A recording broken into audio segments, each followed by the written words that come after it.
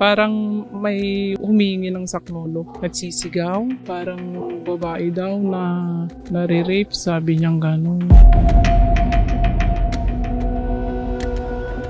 Andun na po yung biktima natin is 3 na lang po sila na naiwan doon sa mismong bahay pinangyarihan po ng insidente.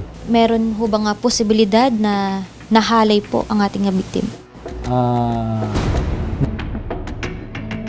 Kung sa akin, ma'am, talagang may foul play po yon. Kasi sinundo nila. Sinabi ko sa kanya, huwag kang makikipagkilala ng sino-sino, lalo na paglalaki. Naikwento sa akin po yung pangalang Baste po. Kainuman nyo, babae, lasing na lasing, magsasabing maiwan ako rito, mauna na kayo, at pinayagan nyo. Meron siyang mga problemang sinasabi, sir, gano'n. Kaya ayaw niyang pang umuwi. Sir, ang nakita po sa lie detector test, lying po ang resulta dito po kay Baste Iyaot. Christopher, alam mo na mayroong reward money na ibibigay ko, 500,000 pesos. Baka meron kang alam, basta't tama lang yung informasyon ibibigay mo sa pulis natin, mapupunta sa'yo. Opo, sir. Nice, tuloy-tuloy po ang aming ugnayan sa ating kapulisan. Kami po ay tutulong sa abot namin mga kaya para mapabilis yung investigasyon. Salamat po, Nay.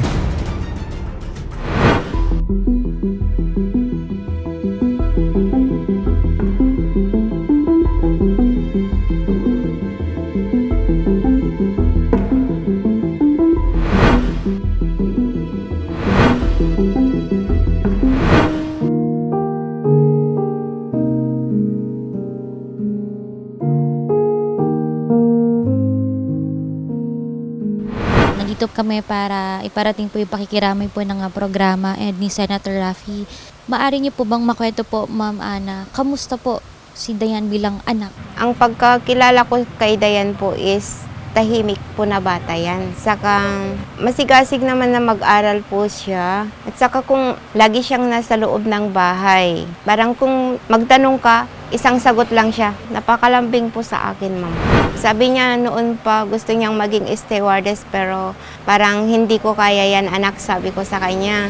Hanggang sa ano po siya, nakapag-graduate na siya ng grade 12. Nag-aral po siya ng office administration po doon sa SPSC Candon po. Paano niyo po nalaman yung nangyari kay Dayan at may nakapagtaka ho ba na nung kinagabihan ay hindi po ito maaga na umuwi po sa bahay? Kinaumagahan ng Lunes po, bigla pong tumawag yung mga anak ko sa akin, yung panganay po. Sabi po niya sa akin na, "Ma, please uwi ka na kasi may nangyari kay Dayan," sabi niya sa akin. "Ano bang nangyari?" Sabi ko, "Wala na ang ading ko, wala na si Dayan." "Paano?" "May sumundo po kagabi sa kanya na 3 tao." Nabanggit ho ba sa inyo na yung kung saan po sila nag-inuman, ayan, napupuntahan din po ni Dayan dati? Ang pagkaalam ko, hindi niya po napupuntahan yun, ma'am. Okay, so unang pagkakataon na Yes doon po po. nagkaroon ng inuman? Opo, dahil mayroon pong house blessing daw po doon sa bahay na iyon. Nanghihinayang talaga ako sa kanya, ma'am. Dahil nung araw ng Linggo, tinawagan ko pa siya. Sinabi ko po sa kanya na kung yan ang gusto mong kurso, sabi ko sa kanya, sige, kunin mo, susuportahan ka namin. Sabi ko ganun. Kahit na mahirap, susuportahan ka namin. Pero yung sa boses niya po, para bang malungkot. Ano ho ang sa tingin niyo, ma'am, ang nangyari po sa inyong anak? Kung sa akin, ma'am, talagang may foul play po yon. Kasi sinundo nila. Sinabi ko sa kanya, huwag kang makikipagkilala ng sino-sino, lalo na paglalaki. Okay. So, kumbaga, ma'am, naikwento niya ito? Naikwento sa akin po yung pangalang Baste po noon, last year pa po, ma'am. May boyfriend po ba siya, ma'am? Ang pagkaalam ko, wala. Sinabi niya lang noon, ma'am, yung Baste na taga-Tinaan daw. Okay. Opo. So, iisa lamang? Oo. Isa ngayon sa nangyari sa kanya, gusto ko lang makuha ko yung justisya po. Mahal na mahal ko po siya, ma'am. Kasi at nagbibiyaya ako, tinatawagan ko siya, binibigyan ko siya ng alawa at yung mga Pag kailangan, bigyan ka ng pera ano. Dinadaan ko lang sa highway. Pinupuntahan ako. Wala nang ibang kwan. Yun naman ang sinasabi pag may kailangan. Pangako naman po ng programa and ni Sen. Rafi na tutulong po kami no, na mabigyang hustisya po yung nangyari kaya Dayan. At mapanagot po natin kung talaga po merong foul play po rito. Especially no, na itong bata ay marami pa ho ang pangarap po niya. Mag-aabot din po kami ma'am no, ng financial assistance po. Ito po ma'am, tanggapin po ninyo yung tulong po ni Idol Rafi na 20,000 pesos po. Ito po ma'am.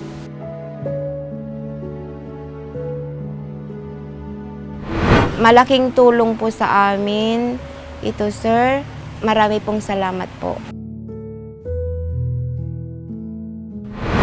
Sir Rafi, ang gusto lang na po namin, tulungan mo kami na makamit yung hustisya ng pagkamatay ng anak ko. Yun lang naman po ang hiling ko sa inyo, na tulungan mo po kami.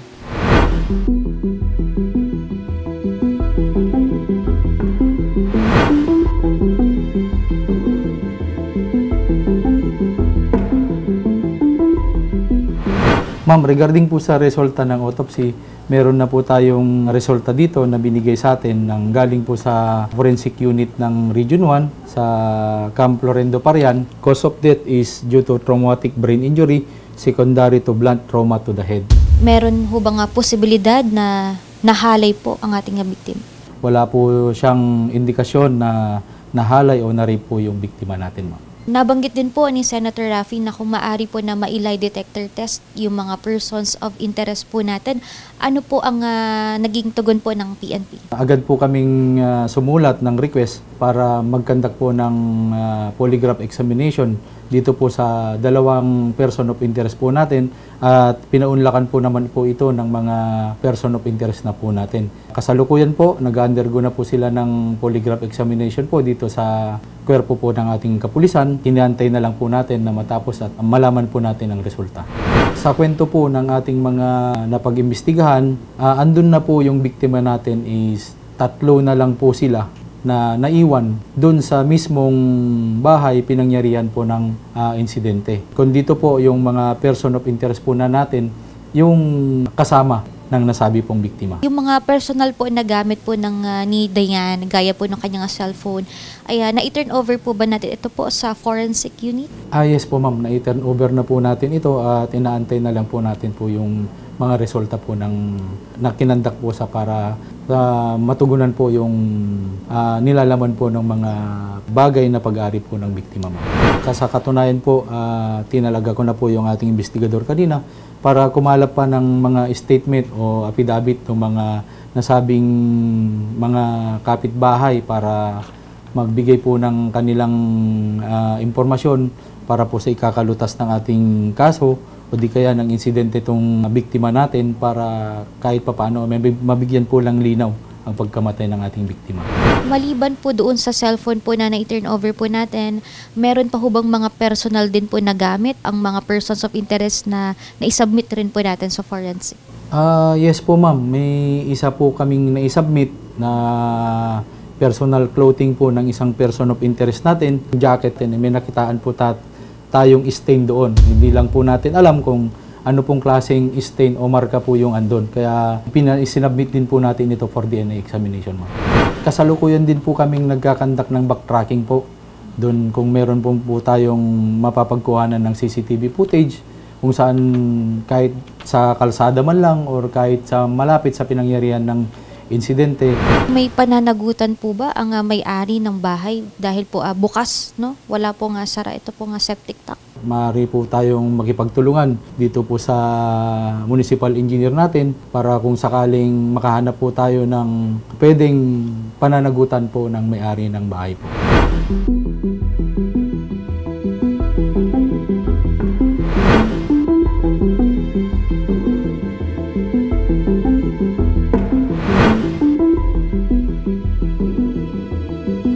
Dito po yung ma'am, yung area na pinangyarihan ng insidente, dito po sila nagkaroon ng inuman.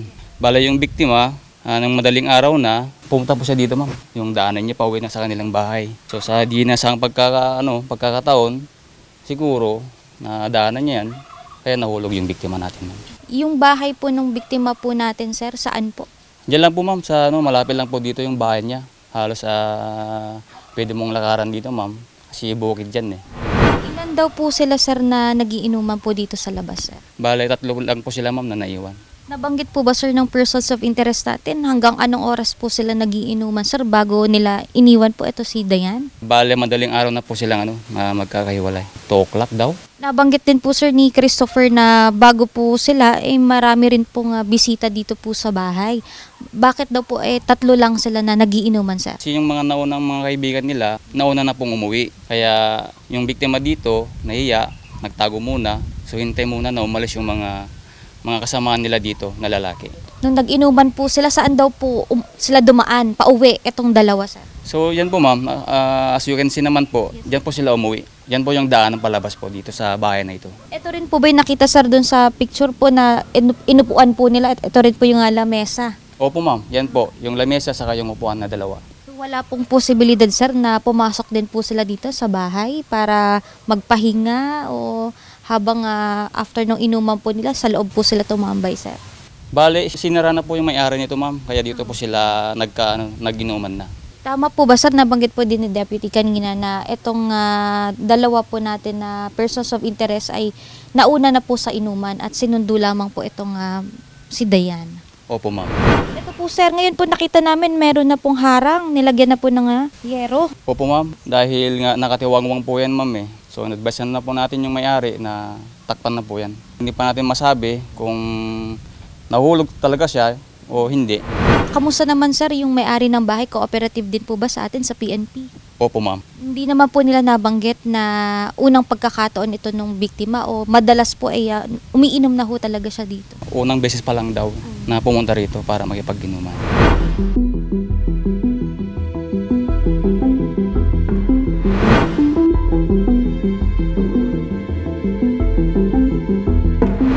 Nag-aya po kasi ako ng inuman yung mga barkada ko, ma'am. Doon po kami sa bahay ni ate nag-inuman, ma'am. 7 po kami, ma'am. Sino-sino po kayo? Ninyo, Jan, Justin, Basti at Topper. Kayo pong 7, sir, ay nagkayayaan lang, wala na mga okasyon? Wala, ma'am. Parang trip lang namin na uminom doon kasi yung video okay, ma'am, linipat namin doon sa bahay. Ito pong bahay na to, sir, ay tinutulugan nyo na po? Hindi pa po, ma'am. So, gaano na po, sir, katagal itong bahay na ginagawa? Wala pang 1 taon, ma'am. Doon po, sir, mga anong oras po kayo nag-inuman? Mga 6 ata, ma'am, kasi nung madami na kami, ma'am, dito, ma'am. 6:13 kasi yung picture ko dito, ma'am. So, 7 po kayo, 6:00 kayo nag-umpisa. Anong oras po kayo natapos, sir? Bale, ako po yung una kasing umuwi, ma'am. Mga 10... Paano yun, sir, dahil ikaw ang may-ari ng bahay at ikaw yung aalis, paano po yung mga bisita ninyo? Di ba sa loob kami, ma'am, nag-inom, tapos pinababa ko muna dito sa labas. Bakit uuwi ka na?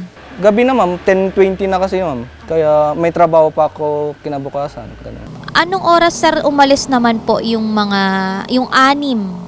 Base sa kwento nila, ma'am, sumunod din sila, ma'am, kasi pinabili yung dalawa, ma'am, si Basti at Topper, ma'am, ng alak at sigarilyo. So, yun yung mismong sinundo nilang babae. Mga ilang bote ba yun, sir, yung mga iniwan mo sa kanila? Mga 4, ma'am. Ano? May nabanggit ba, sir, yung 4 pa na naiwan kung anong oras umalis po etong si Basti at Christopher? Kung may nabanggit din ba sila sa grupo na, oy, teka lang, may susunduin kaming babae? Hindi nila sinabi yun, ma'am. Okay. Kaya, yun, ma'am, hindi nila sinabi nung meron na silang kasamang babae, ma'am. Saka sila umalis kasi ganun. Ayaw nila ng may kasama pang iba. So, ibig sabihin, nalaman nila na may kasama ng iba? Opo, ma'am. So, kaya, yun, ma'am, pumunta na lang sila sa Jollibee. Yun.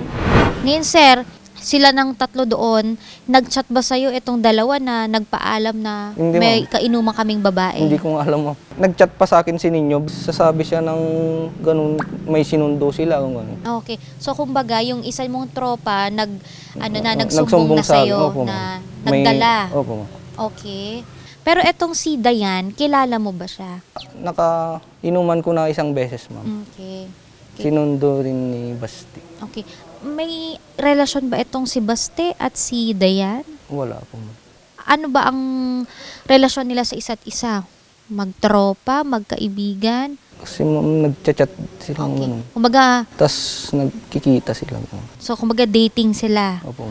Okay, ngayon nung kinaumagahan, anong oras ka ulit Nag-online bumalik? ako ma'am 5. Na pumunta doon sa bahay ma'am para maglinis. May nakita akong tsinelas doon. Nagtaka na ako kasi bakit may tsinelas doon. Tapos pumunta ako sa likod. Kita ko yung bangkay. Tapos nagre-report ako sa pulis. Nung nakita mo ba, may buhay pa ba siya? Wala na. Wala na, hindi na gumagalaw. Opo ma'am. Bago mo iwan po yung bahay, yung septic tank po ba may takip o walang takip? Walang takip ma'am. Okay, pero wala bang nadidisgrasya doon? Wala po ma'am. Ngayon po, may mga gusto ka pang iklaro. Hindi po namin alam na may kasama silang gano'n. Tapos yun, napagbintangan ako doon na kainuman ako ma'am. Kaya hindi naman ako yung kasama niya. Okay. May makapagpatunay din ba na ikaw ay nakauwi Opo, marami ng po sila. 10:30 Opo ma'am, marami sa po iyong sila. bahay at umaga ka na bumalik ulit doon? Opo ma'am. Sige.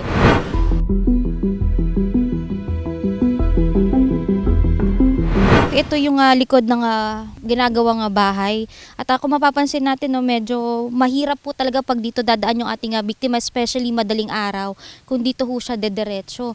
Dahil kung makikita po ninyo, ako pa lamang po, marami na mahihirapan na makaangat po dito. Especially, ito po ay palayan pa at hindi pa ho naayos po. Natatagal yung mga nasirang mga pananim po dito. So, makita niyo po, nakaganito pa ho yan, no? Dry na. At kung gustong sumortcut ng biktima, mahihirapan ho talaga siya dito dumaan. Madilim, pabor po sa kanya na doon na lang sa main entrance na dumaan kasi patag yung daraanan po niya. Unlike ho dito na madaling araw at kung nabanggit din na hindi niya hawak yung kanyang cellphone, wala rin siyang gagamiting flashlight. At makikita rin ho natin dito sa likod ng bahay, wala tayong nakitang ilaw ho dito para mag-guide siya papunta ho dito sa area. So kumbaga, tinitignan din natin yung angulo na kung paano nga nakapunta yung ating biktima dito sa septic tank kung wala na mga daan po pauwi sa kanyang bahay dito sa likod. At pangalawa, nung siya ho ay natagpuan dito sa septic tank, kaya wala na ho yung kanyang dalawang tsinelas, hindi na ito nakasuot po sa kanya. So isa yun sa mga tinitignan nating angulo at hindi natin din inaalis no, kung meron bang foul play po talaga na nangyari at kung talagang aksidente. As of now po, pending yung ating investigation habang hinihintay ho natin at mag-corroborate po lahat ng mga affidavit po ng mga persons of interest po natin at evidences po na ihaharap po ng PNP sa pamilya. Ma'am, meron ho ba kayo narinig noong July 7 po ng madaling araw?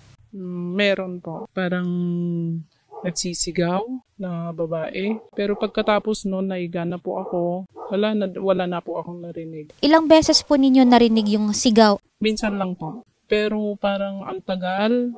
Tapos wala na, natulog na po ako. Anong pong klaseng sigaw ang naririnig po ninyo? Parang humihingi po ng tulong. Tapos sabi ko po sa kasama ko na parang may humihingi ng saklolo, parang gano'n. Tapos sabi naman yung kasama ko na gumanon lang siya sa sa bibig niya. May naririnig daw siya. Tapos matulog ka na, baka nag-ano lang yan, nagsisigawan lang, baka nag-aaway, di ko naman po alam kung dito o doon, di ko po alam, basta may narinig po ako na babae na sumisigaw. Yung kasama nyo rin po sa bahay, ano po ang banggit niya sa naririnig niyang boses na babae? Parang babae daw na nare-rape, sabi niyang ganun. Paano po ang pagkakabanggit po sa sigaw? Parang ganun po. Ano ang naging reaksyon po nung nalaman na may ganun po na nangyari nung kinaumagahan? Natakot po kami. Tapos pumunta po agad yung mga pulis po sa bahay. Yung sinabi po namin na meron kaming narinig na ganun. Tapos pinasan na rin po yung record. Sir Christopher, pwede niyo po ba maikwento sa amin yung araw po ninyo noong July 6? Mga anong oras po ay nakarating sa bahay ni Jester? Alas 7 na po yun, ma'am. Ng gabi? Oo, ma'am. Sino ang nag-aya po sa inyo? Si Jester, ma'am. Meron daw bang ganap sa kanilang bahay? Sinabi, ma'am, basta nag-aya lang siya na mag-shoot. Nung pagpunta po ninyo, sir, may kasama po kayo? Wala, ma'am. Sino-sino po ang nadatnan po ninyo, sir, doon po? 6 sila po, ma'am. Si Basti, Justin, Allen, Jester, saka yung 2 bakla, ma'am, na kasama nila. Ngayon po, sir, kamusta naman po yung inuman? Ano po ang nangyari po doon, sir? Hanggang tumatagal, ma'am, marami na kami nainom, ma'am. Hanggang umuwi na yun si Jester, ma'am. Tapos tuloy-tuloy pa rin yung inuman. Anong oras naman po umuwi po si Jester? Hindi ko po alam, ma'am. Kumbaga po, sir, ay nung pag-uwi ni Jester, nag-uwian na rin po yung ibang mga kasamahan po ninyo? Matagal-tagal pa, ma'am. Ilang minuto, sir, ang pagitan? Hindi ko po alam, ma'am, kasi umalis kami nun, ma'am. Nasa labas na po kayo nagiinuman. Ano po yung mga sumunod po na nangyari? Pabili sila lang sigarilyo, ma'am.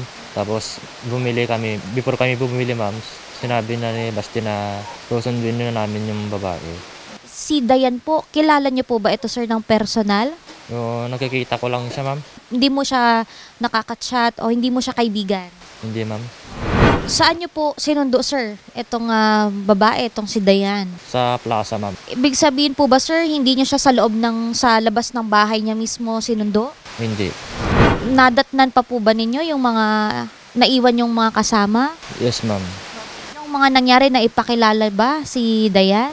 Hindi, ma'am. Kasi pagdating namin, ma'am, pumunta agad sa gilid para magtago. Kasi siguro naiiya siya sa mga kasama namin.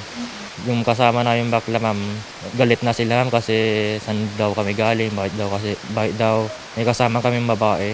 Ba't daw ang tagal? Oo, ma'am. Nagalit na yung 2 Becky? Sabay-sabay na yung 4 na umuwi, ma'am. Tapos pag uwi na yung mga 4, doon na lumabas na yung babae, ma'am. Bago nyo siya iwan, kamusta naman si Dayan? Ano yung mga naalala nyo lang po? Sinasabi niya yung nararamdaman niya, ma'am. So, ano yung estado niya? Lasing na ba siya nung iniwan niya siya? Lasing na, ma'am. Nakailang bote ba siya, sir? Hindi ko matandaan, ma'am. Nung nagkikwento siya ng tungkol sa buhay niya, ay kalmado ba siya? Kamusta siya? Hindi ko maalala, ma'am. Paano kayo umuwi? Paano kayo nagpaalam sa kanya? Si Basti yung nagpaalam na dun sa kanya na uwi na kami. Tapos sabi niya, sige ka. Sabi niya, susunod na lang sa uwi. Ayaw niya sumama? Ayaw niya pa. Yung time na yun, ma'am, sinasabi na ni Basti na uuwi na yung babae. Pinapauwi na ni Basti, pero ayaw niya pa yung babae. Sir Basti, makwento mo sa akin yung nangyari sa'yo noong July 6. Paano naisama itong si Dayan? Pinat ko, ma'am. Okay. Ano yung ayaw mo sa kanya? Shot. Okay. Saan niyo siya sinundo? Sa plaza, ma'am. Nung dumating kami dun, ma'am, nagtago siya, ma'am. Mga gaano katagal siya naghintay? Baka 20 minutes ka. Okay. Nung umalis na sila, lumabas na ba itong si Dayan? Oo. Okay. Kamusta naman ang inuman ninyo? Okay naman, ma'am. Okay. May mga nababanggit ba siya? May naikikwento sa inyo? Meron siyang kinikwento, ma'am, but sa pamilya niya, ma'am. Hindi ko pinapansin lang. Pero wala ka natatandaan na nababanggit niya? Wala, ma'am. Sumisigaw siya, ma'am. Paano yung sigaw niya? Parang, ma'am, linalabas niya lang yung sama ng loob, ganun, ma'am. Kumalma ba siya after nung sigaw niya? Opo, ma'am, kasi tinakpan ko yung bunga niya. Sabi ko, nakakaya sa kapitbahay. Ngayon, bakit kayo nauna na? Lasing na ako noon, ma'am. So ano ang paalam mo sa kanya? Hindi ko na matandaan yung mga pinaalam ko sa kanya. Inaya niyo ba siya na umuwi? Hindi ko na matandaan. Matandaan mo pa ba kung ano ang itsura niya bago niyo siya iwan? Hindi po, ma'am. Ngayon, nung pag-uwi ninyo, saan ka dumiretso? Dito sa bahay, ma'am. Anong oras ka na nagising? Yung may mga pulis na pumunta dito sa bahay, ma'am. Ano yung nabanggit sa'yo?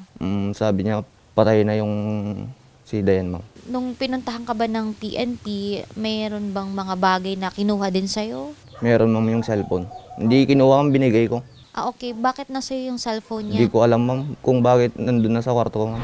Kayo bang dalawa ay may relasyon? Wala naman, ma'am. Ano ang namamagitan sa inyong dalawa? Wala, ma'am.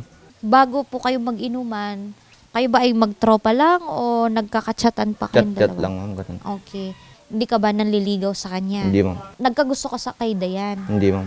Bakit pwede mong ayain nung gabi na yun? Bakit si Dayan? Siya lang kasi yung mas malapit. Nung nangyari na ito, ano ang naging reaksyon po? Dahil syempre kayo ang huling nakasama ni Dayan. Wala pong nangyari sa kanya. Hindi namin siya rinip. Hindi namin siya ginagalaw, ma'am. Nabanggit nyo, sinundo nyo siya sa plaza. Pag may inaya kayong tropa, ano na ang next nyo na gagawin? Especially pag babae. Yatid na lang. And willing naman kayo na makipag-cooperate sa atin sa PNP pag may kailangan sila sa inyo. Opo, ma'am.